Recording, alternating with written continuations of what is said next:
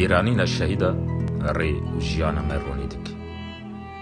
ببونه سالوگر شهادت شهید خالد 11 ماه 11 2020 ام توایی حوالین شهید خالد گلین خواه و هسکرین شهیدا دعوت دکن لشهید لکات تربس بیه ام به هفره سوزین خواه به شهیداره جارک دینو بکن.